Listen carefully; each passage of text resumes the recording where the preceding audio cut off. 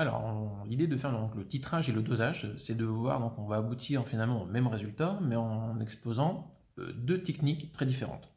Le titrage, il a pour vocation d'être plutôt donc, une technique qui va mettre en point un système de destruction. Dans le titrage, on va avoir une solution titrée, un titrant, donc on va en fait appliquer une réaction chimique, donc il y a un des composants, un réactif, qui est amené à disparaître au profit d'un autre.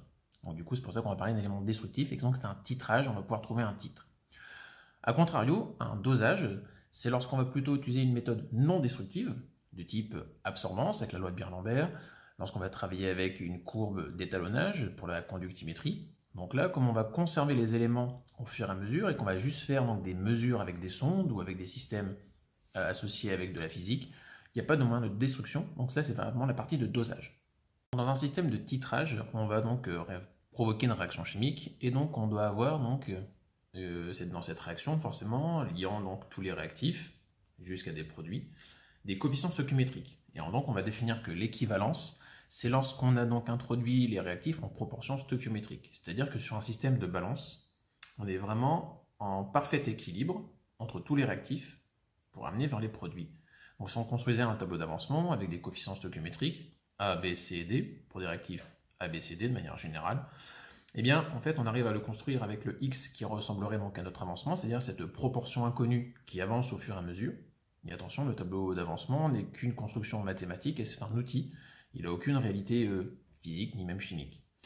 On va pouvoir donc aussi déterminer donc, des avancements maximaux.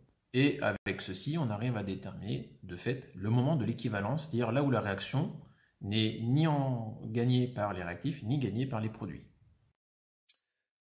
À chaque étape intermédiaire, à chaque fois qu'on ajoute de la solution titrante, qui se trouve donc dans la burette, jusqu'à ce qu'on atteigne l'équivalence, et bien donc la solution titrée donc, et ce réactif titrant réagissent, et la solution titrante est consommée jusqu'à ce que ce réactif limitant, en conséquence, donne la relation que le nombre de moles à l'état initial, quand il est introduit titrant, moins B fois X, B coefficient stoichiométrique, et X donc l'avancement, est égal à 0.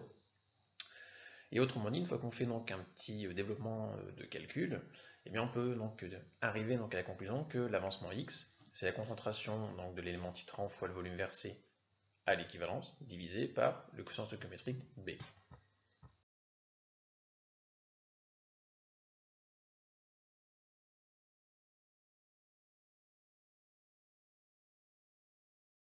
Pour le titrage colorimétrique, on va simplement utiliser donc les variations de couleur, d'où colorimétrique, sans aucun système de mesure autre que l'appréciation visuelle et la graduation sur la burette. On va devoir le faire en deux étapes. La première étape, c'est de verser donc la solution titrante dans la solution titrée, et on va les verser en fait millilitre par millilitre. Lorsqu'on commence à avoir les variations de couleur, on note, on commence à ralentir le système de versement, de dosage. On réalise cette opération donc goutte à goutte, vraiment de millilitres, de manière presque imprécise, de manière finalement à avoir un encadrement du volume équivalent. C'est-à-dire qu'on va définir une zone dans laquelle, entre V équivalent moins 1 millilitre et V équivalent plus 1 millilitre, car souvent travers millilitre, on va avoir donc cette zone pour laquelle on a donc le système qui bascule entre les réactifs dominants jusqu'au produit dominant. Puis, lorsqu'on a réussi à faire cela, on va passer donc à la deuxième phase, donc le dosage précis. Et le dosage précis consiste donc à renouveler l'opération, sauf qu'on va verser ensuite directement la solution donc titrante jusqu'à V équivalent moins 2, car on sait que jusqu'à ce volume-là, il ne se passera rien dans la réaction chimique de manière observable. Et à partir de ce volume-là, on va travailler en goutte à goutte, de manière précise, de manière à vraiment tomber sur le volume équivalent qui permettra donc de retrouver des concentrations précises via la formule liée à la réaction chimique.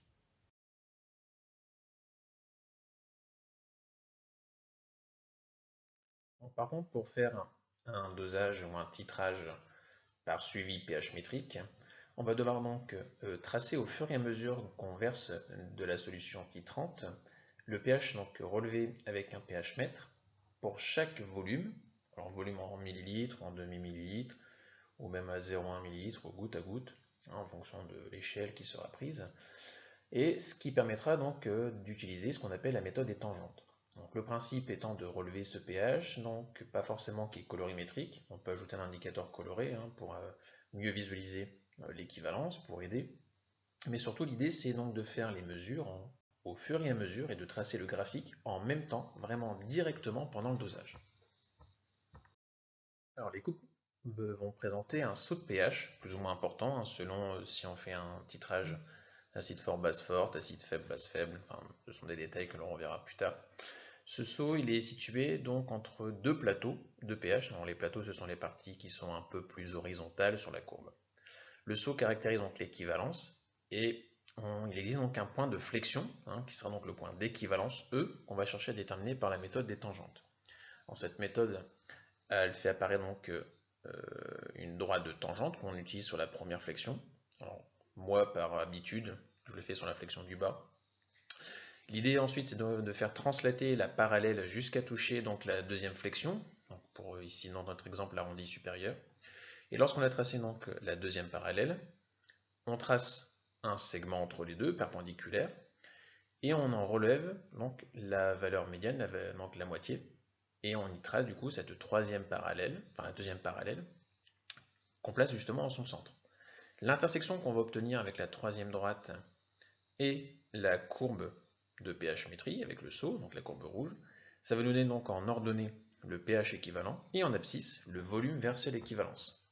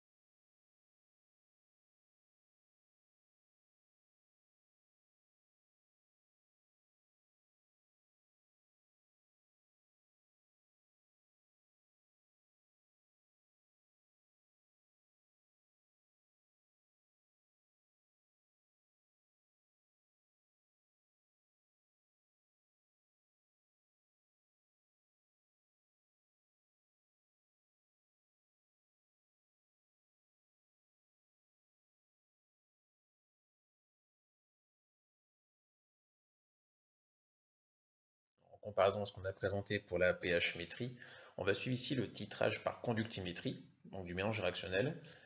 On va donc observer donc, pour la réaction des variations donc, de conductivité électrique, puisqu'on va modifier la concentration donc, de réactifs ioniques et de produits ioniques potentiels. Sur le graphique, on va observer donc une rupture de l'allure de la courbe donc, de la conductivité sigma en fonction du volume versé, car on a certaines espèces qui vont disparaître et d'autres qui vont apparaître, en sachant très bien que chaque espèce ionique ne conduit pas de la même manière l'électricité. Donc on va avoir donc des conductivités molaires ioniques très différentes. Lorsqu'on obtient la courbe du tracé de la conductivité en fonction du volume versé, on fait déjà apparaître de manière un peu plus prononcée donc, les deux segments de courbe. Pourquoi pas y annoter, donc, comme nous on le fait ici dans l'exemple, les réactions qui s'y produisent, en marquant donc le nom des ions majoritairement présents. Et on va donc observer qu'on a deux segments différents et donc que ce point de flexion, ça va vous donner l'équivalence. Alors on a donc la conductivité équivalente, mais surtout nous ce qui nous intéresse c'est de retrouver le volume équivalent, d'accord, qui aura été versé par la solution titrante.